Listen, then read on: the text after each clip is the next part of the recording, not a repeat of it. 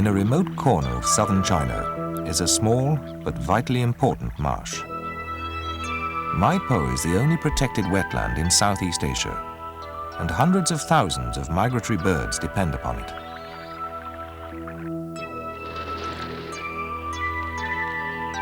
The marsh is split by a high security fence, with China on one side and Hong Kong on the other.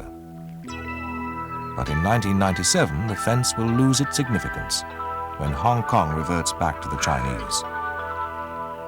New towns are being built in anticipation of their taking over the colony. The urban desert is advancing. Mai Po remains as yet untouched, an oasis in the Orient.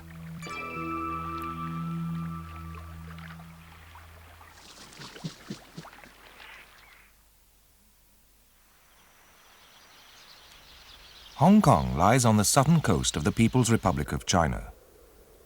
Besides its famous high-rise cities, Hong Kong also includes 250 islands and an area of 1,000 square kilometers known as the New Territories. The Mai Po Marshes are in the far northwest, on the Chinese border. Mai Po lies on the main flyway between Siberia and Australasia. The extensive mudflats in Deep Bay on the seaward side of the marsh are vital feeding grounds for thousands of migratory birds. Among these common black-headed gulls is an extremely rare visitor. There are probably no more than a few hundred Saunders gulls in the world. They are so scarce, nobody knows where they breed.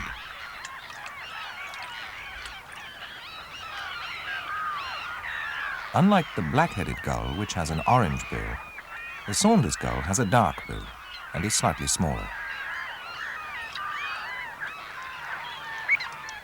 For the gulls and the avocets, Mai Po is a winter home.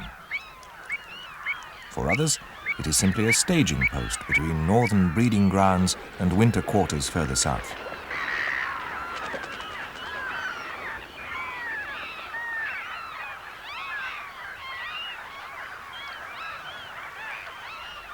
But Mai Po is not just a haven for birds. The seemingly featureless mudflats are literally crawling with life.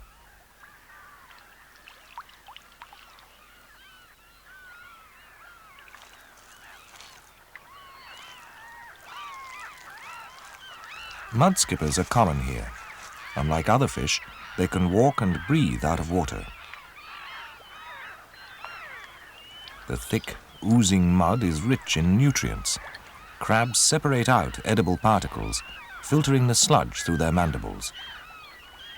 The mudflats are a seemingly inexhaustible source of food, and it is this abundance which attracts the migratory birds. The defensive tactics of a large crab prove too much for a Saunders gull, which goes off in search of easier prey.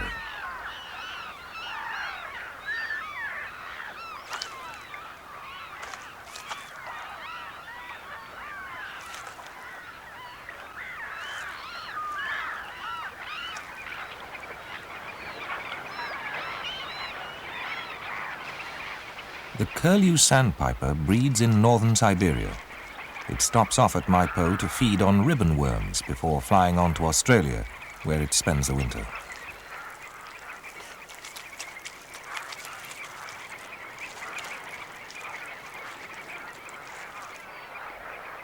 The greenshank's slender bill enables it to probe into the mud for food. Mudskippers are a favorite prey, but once down their holes, they're well out of the reach of even the longest bill. Only the unwary are at risk.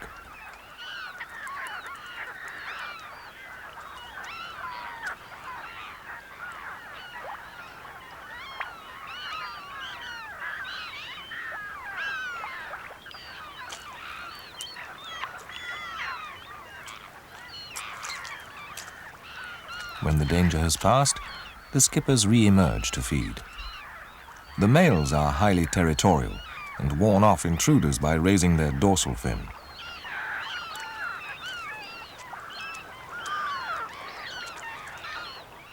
They continually attempt to increase the size of their territory, constantly challenging their closest rivals.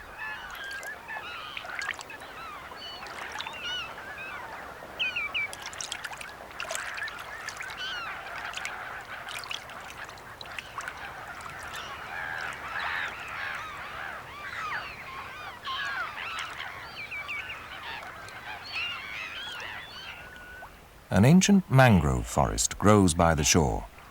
It is a place of refuge for tidal birds and a favorite hunting ground for resident birds like the banded rail.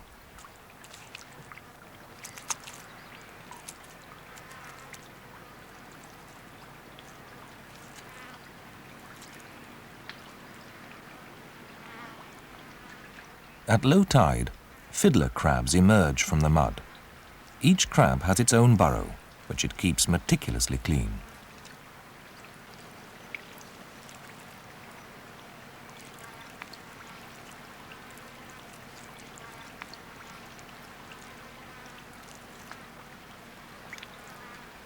The females have two small claws of equal size, and both are used exclusively for feeding.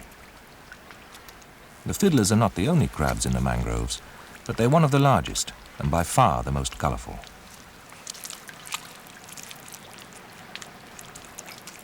Although the male's fiddle claw is useless for feeding, it's important for communication, signalling mood and intention to other crabs. Each male defends the territory round its burrow and will spar with all adversaries.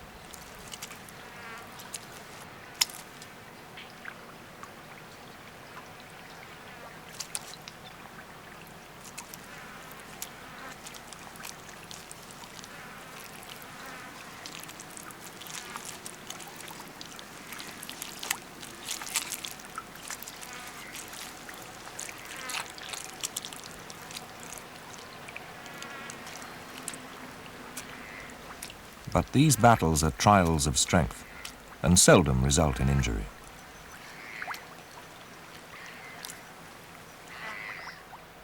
Mangrove trees take terrestrial life out to sea. A large variety of animals occupy the canopy, although few are true mangrove dwellers. Black tree ants, which build aerial nests out of leaves, occur with equal opportunism throughout Hong Kong.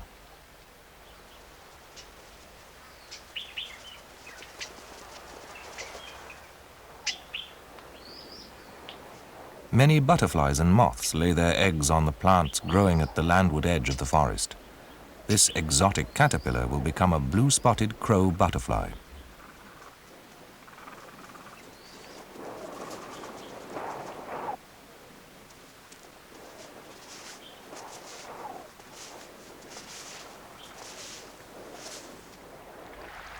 Twice a day, the tide brings water from the open ocean, and with it the nutrients which make the mangrove such a diverse and rich habitat.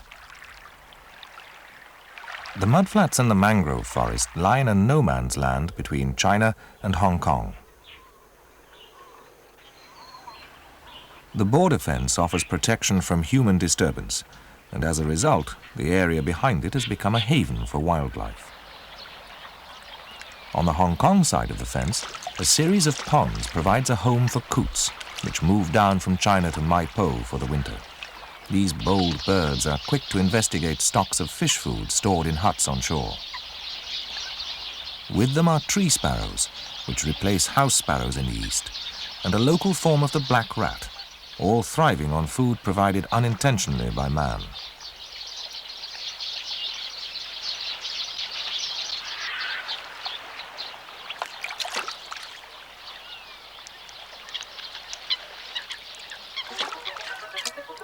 It's said that coots will fight off enemies by kicking water in their faces. When an eastern marsh harrier forces the coots into open water, it seems as if there may be some truth in the story.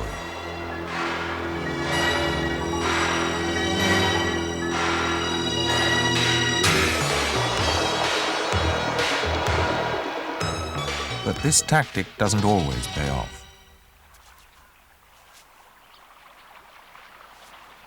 For all the panic it causes, the marsh harrier is highly sensitive, and its numbers are dwindling. Like all predators, it lives at the top of the food chain and is the first to suffer when things go wrong. Perhaps the harrier's decline is a sign that all is not well in the Mai Po Marshes.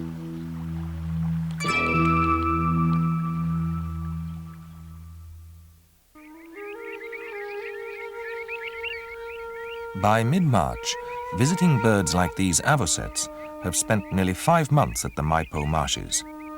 As the time for their departure draws nearer, they circle over the ponds behind the mangrove forest where they've spent the winter. These ponds, called gaywais, were dug to farm shrimp and fish during the early days of human settlement in Hong Kong. But traditional methods are less profitable today, and many of the old gaywais have been deepened for fish culture or left neglected.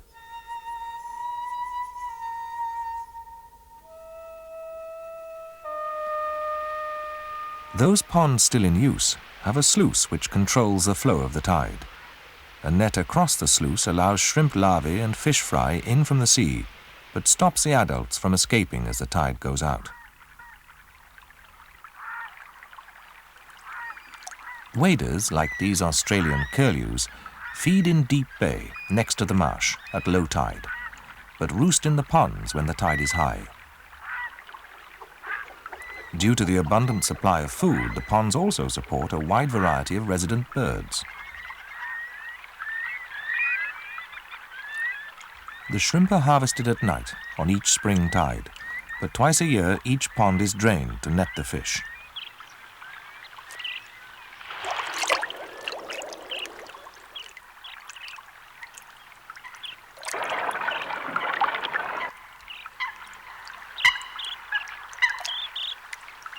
Predatory fish like Chinese perch are left for the birds.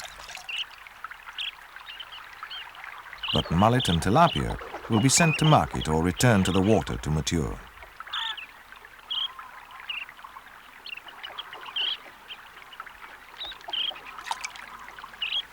Each gaywai is separated by a broad earth wall, or bund. The bunds are ideal nest sites for the common kingfisher, a subspecies of our European variety. It may take several weeks for each pair to complete a nest burrow, and they may dig several before they finally settle down.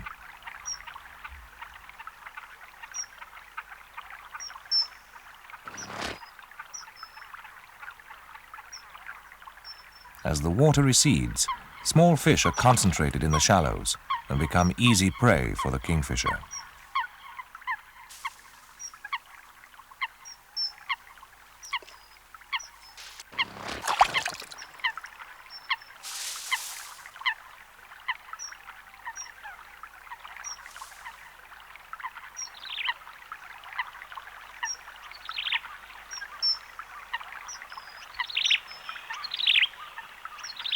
The yellow-bellied wren warbler and the spotted munier flourish in the reed beds which grow on and around the bunds. Another resident of the reed beds is the white-breasted waterhen. This rail normally feeds on small fish, worms and insects, but will scavenge when the opportunity arises.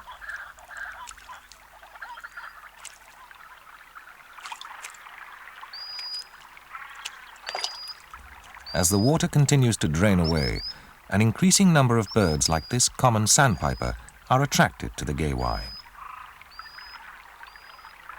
A black-capped kingfisher seizes the chance to snatch shrimp from the now very shallow water. Although large numbers of birds frequent the marsh, they're able to share the same habitat by using different feeding techniques. The random scooping of the spoonbills contrasts with the egret's precision.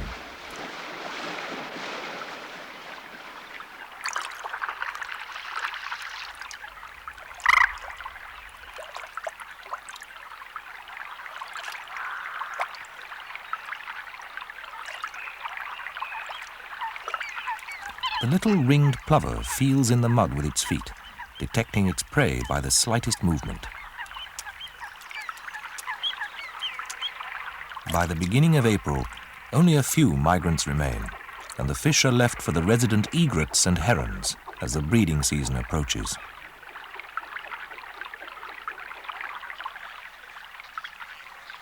Only 3 egratories remain in Hong Kong, and the largest is behind the village of Mai Po, at the edge of the marsh.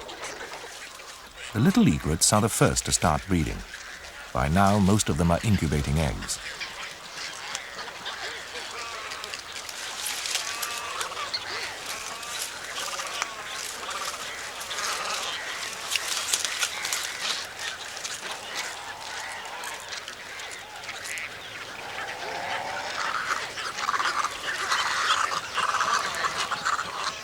Three species of egret and 2 kinds of heron breed in the colony. The cattle egrets, pure white for most of the year, are resplendent in their breeding plumage. After an incubation period of 21 days, the little egret chicks hatch. It'll be 10 days before they open their eyes, and another 3 weeks before they're fully fledged.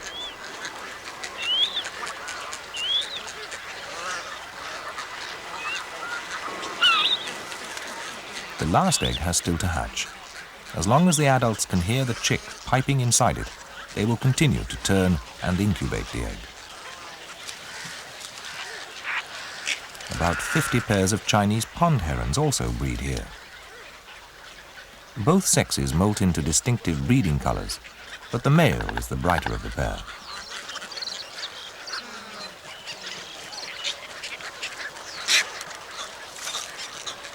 The nesting season lasts from March to August, and as long as there's plenty of fish, the chicks will grow fast.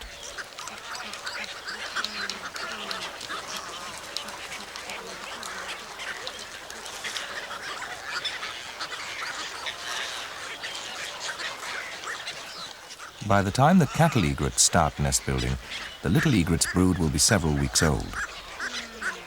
Building material is now in short supply, and there's a great deal of recycling between the nests.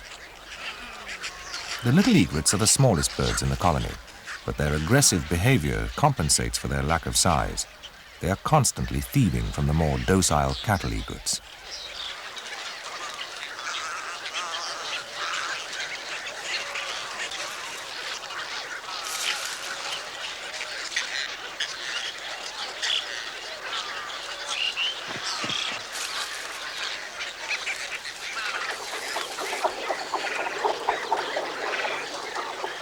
On this occasion, the cattle egret was lucky to lose no more than a few twigs. Although the egretory may appear chaotic, it's governed by the steady rhythm of the seasons. The rains bring new life, so to ensure there's plenty of food for the chicks when they hatch, the eggs are laid shortly before the wet season. As dusk falls and searchlights blaze along the border fence, the last birds feeding out in the bay return to roost in the protected backwaters of the marsh.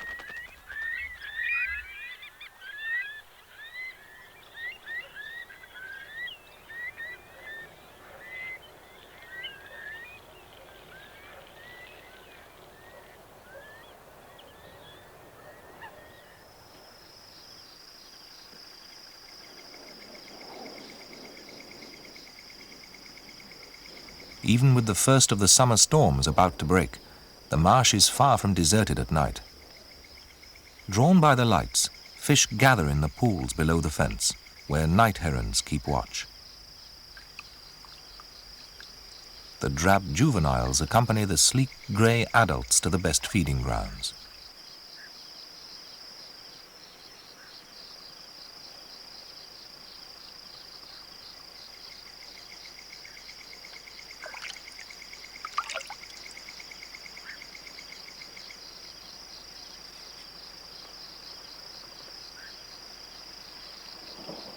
Eventually, the storm breaks, shattering the stillness of the night.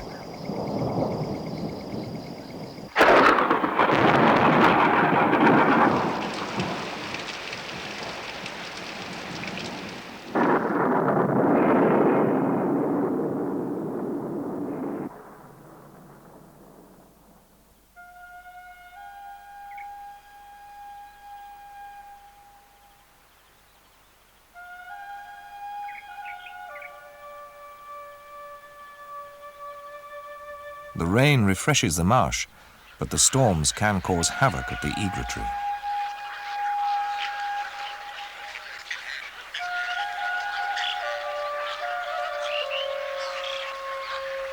The strong winds blow young birds out of their nests. Those which manage to clamber back into the upper branches where their parents can find them stand a good chance of survival.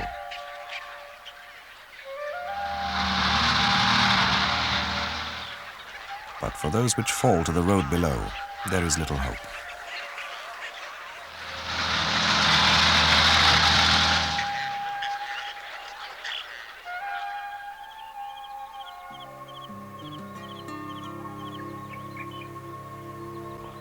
For the most part, the mood is one of celebration. The storm has cleared the air, and the rain has brought with it a new lease of life.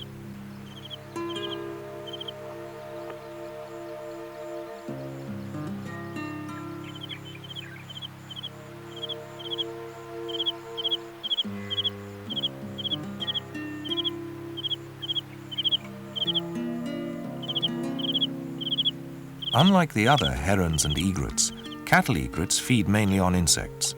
Pond skaters are an important source of food at this time of year. But recently their numbers have been dwindling at an alarming rate. Pond skaters are seriously affected by pollution.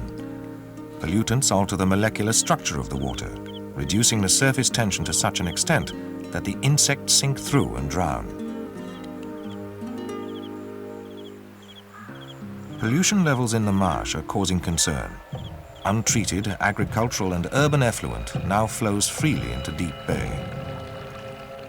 The drainage streams and channels once ran clear and clean. Today the water is black, foul, and totally devoid of life.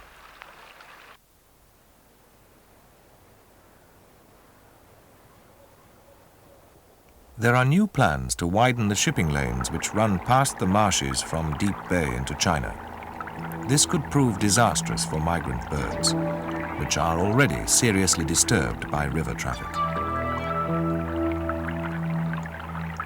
With each high tide, polluted water from Deep Bay now flushes over the mudflats and through the marsh, threatening all the animals which live there.